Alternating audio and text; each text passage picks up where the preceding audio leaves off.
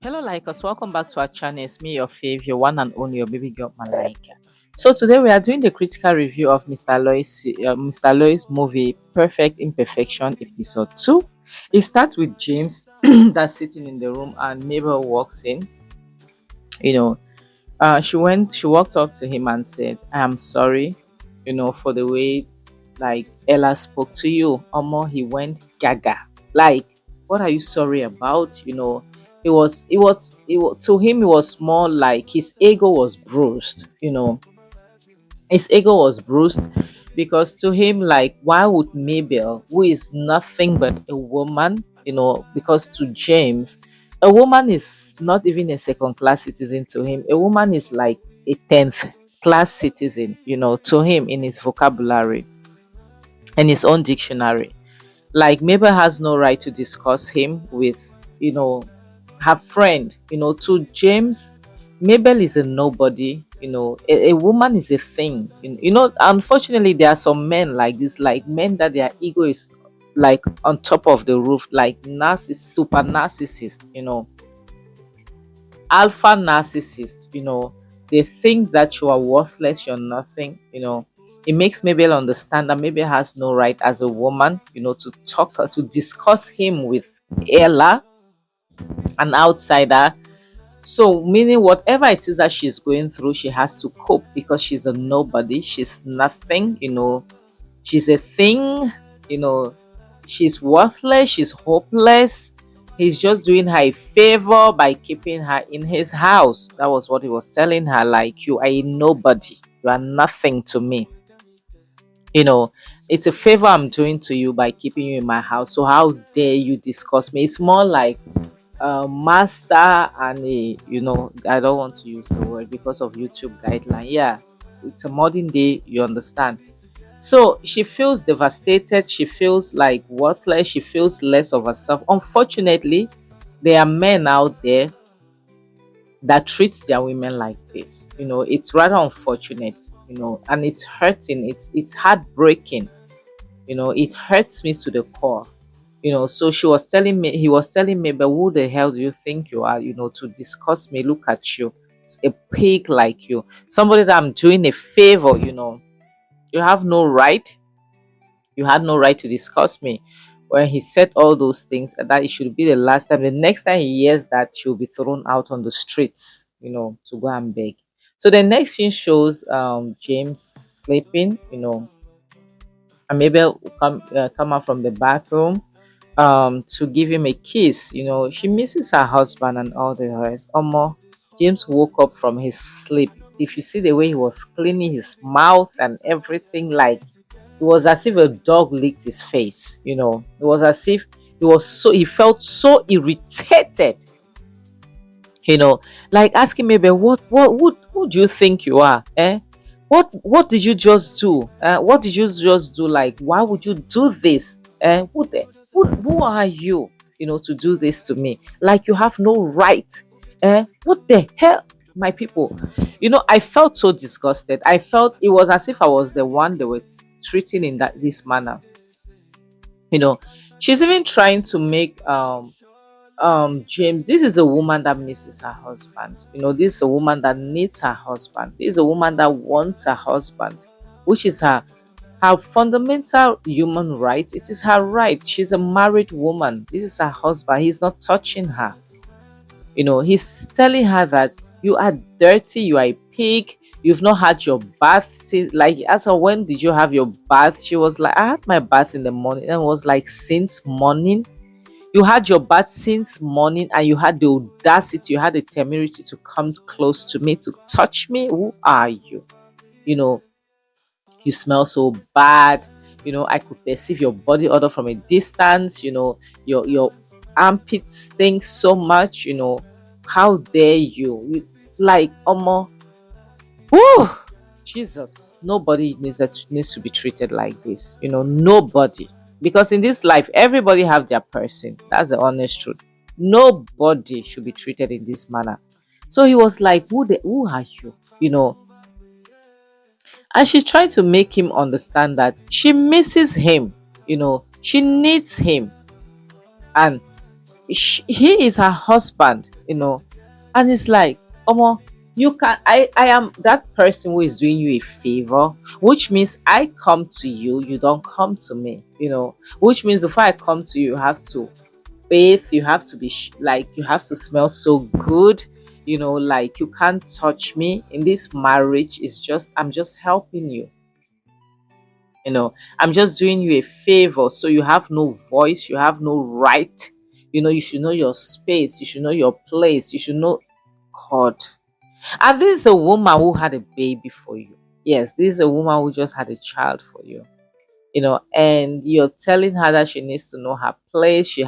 Which means she has no place in your life, which means she's just there, she's just occupying space, you know, she's just occupying space.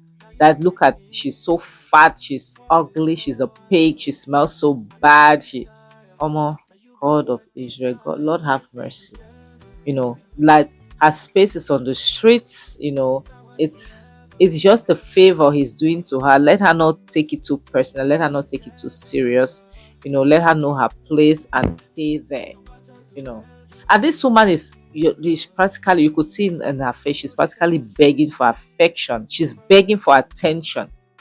She's begging for her husband's attention. you know and it's making her to know that she should know her place, because this right here is not what she think it is. It is more of like marriage of convenience or whatsoever. This is not what it's supposed to be. Oh my God. And I can't believe that you see some women that will still be there, trying to make it work despite everything, against all odds. It breaks my heart. So she's like, mind your place, know your place, don't you ever try this rubbish again. This should be the very last time. This woman is heartbreaking and he's not even seeing it. All he's seeing is this guy is an egocentric person. You know, all he sees is what he wants. The only thing that matters to him is what he wants. If you don't want this woman, then send her away. Let her go. You understand? And he's telling her, I'll send you to the streets so that you go and beg like a dog, you know, because you don't have anywhere to go. That's why I'm doing you a favor by keeping you around. You understand? So you should thank me and you should know your place instead of trying to push my buttons. You should just know your place. Like, look at how you stink from a distance. I could perceive, the odor of your armpit from where I'm sitting.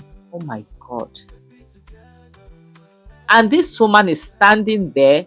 She's not even saying a word. Like us. I know we are African women. I know we were raised, to have morals, to have standards, to not to respond back to people. But this is a case where I'll tell you, me, that is not a violent person. I will tell you that look for something and break his head. Unfortunately, yes, for being sold for being disrespected in that manner. And the next thing shows James's colleague who walks into his office, and James is receiving a HD. You understand what it means? I don't need to pronounce it. Yes, he's receiving a fellatio, and like, I think it's his secretary, and she got startled, and his friend was disappointed. Like, what the hell? What is this? And the lady just walks out. Like, and those is like, what do you, I thought you've stopped with this rubbish. What are you doing? What are you? And James is like, why will I stop? This is what to him is more like side chicks, are the ones keeping his marriage moving. That's the reason why his wife, they are still together, because she to him it's more like she's a commodity. Yes, that's what she represents to him. She's a commodity. She's occupying his space, she's doing his house chores, like she's doing the thing, she's carrying his kids for him. But that is what it is. That's what, to him, that's what it is. Like, apart from that, there's nothing more that you want from him. There's nothing more that you want to have to do with her. There's nothing more you want from her, rather, and there's nothing more you want to have to do with her. Like, apart from that, what else is she good for? And he's trying to make a point that to him, he's making sense that What is he needed? He needed a strong woman, you know, an independent woman, a woman that can hold her own, a woman that can be there for him when he's down. But what did he get? A bag of rice, a bag of gari. We describe a woman, you know, that carried a child for 9 months for you, that gave birth to a full grown human like us, you know. I applaud those women. Sometimes I walk, I'm like, oh, Malika, when you get fat everywhere. Nyash, tummy, you've not even given birth. I applaud those women who have those stretch marks, who have those tummy because they gave birth. Some of us ladies that have not even given birth, we have the stretch marks, we have the big tummy. What did we do? What is our use? But still, our men still respect us. And you see a man excuse me, a woman brought forth a child for you, and all you think you could do is to insult this woman, is to ridicule her. And Doze is even trying to make him understand that this woman birthed a full grown human being for you, you know. And to him, it's more like, did she? Did she go under the knife? Did she have help with that? And so what? And so what? Yes, women, their bodies differ. Some women, you know, will give birth to a child and they will not be able to, some even for that child to stay in their womb is a problem. We all, our bodies differs.